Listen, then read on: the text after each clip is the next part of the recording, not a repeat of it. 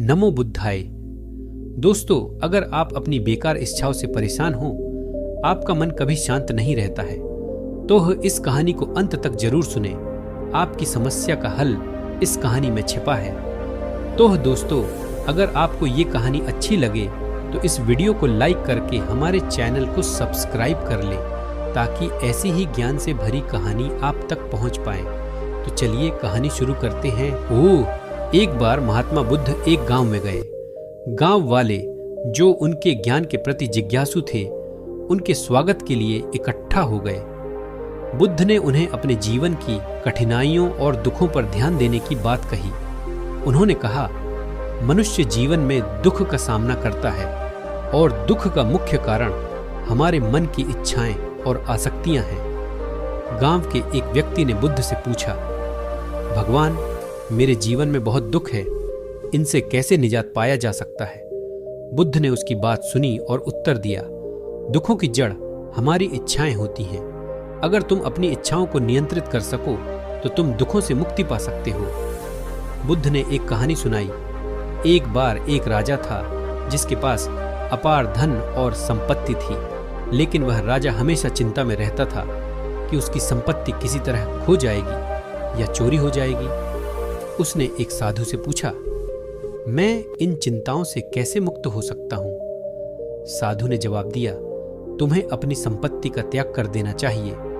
केवल जब तुम अपनी इच्छाओं को छोड़ोगे तभी तुम सच्ची शांति को पा सकोगे। राजा ने अपनी संपत्ति गरीबों में बांट दी और उसने पहली बार सच्ची शांति का अनुभव किया। बुद्ध ने कहा, हमारी इच्छाएं ही हमारे दुखों का कारण हैं। अगर हम अपनी इच्छाओं को नियंत्रित कर सकें तो हम सच्ची शांति और संतोष प्राप्त कर सकते हैं। शांति पाने के लिए हमें हमेशा वर्तमान में जीना चाहिए और अपने मन को स्थिर रखना चाहिए। गांव वाले बुद्ध की बातों से प्रभावित हुए। उन्होंने समझा कि दुखों का समाधान केवल इच्छाओं के नियंत्रण में है। गांव के लोग बुद्ध से आशीर्वाद प्राप्त कर उनके उपदेशों को अपने जीवन में अपनाने का संकल्प लेकर विदा हुए।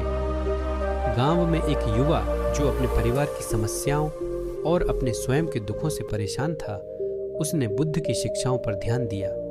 उसने सोचा, क्या मेरे दुखों की जड़ मेरी इच्छाएं हैं? उसने अपनी इच्छाओं पर नियंत्रण पाने का प्रयास किया।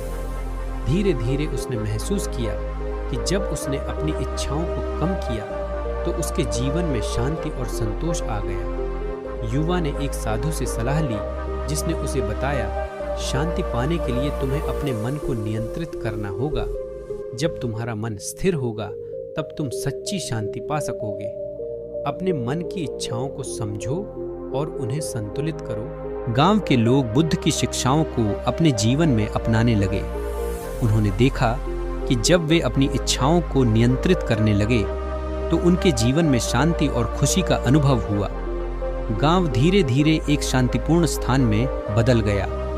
महात्मा बुद्ध ने गांव के लोगों से विदा ली। उन्होंने उन्हें अंतिम उपदेश देते हुए कहा, सच्ची शांति और संतोष तुम्हारे अंदर ही है। इसे खोजने के लिए तुम्हें अपनी इच्छाओं को नियंत्रित करना होगा और अपने मन को शांत रखना होगा। युवक ने बुद्ध के उपदेशों को पूरी तरह अपनाया और एक साधारण, संतुष्ट जीवन जीने लगा। उसने अपने अनुभवों को दूसरों के साथ साझा किया और गांव के अन्य लोगों को भी शांति और संतोष प्राप्त करने में मदद की। उसके जीवन में बदलाव आया और उसने सच्ची शांति का अनुभव किया। इस प्रकार महात्मा बुद्ध की शिक्षाओं ने न केवल एक व्यक्ति की जिंदगी बदल दी, बल्कि पूरे गांव को शांति और संतोष का मार्ग दिखाया। उनकी शिक्षाएं आज भी लोगों के दिलों में बसी हुई हैं और उनके जीवन को सकारात्मक दिशा देती हैं।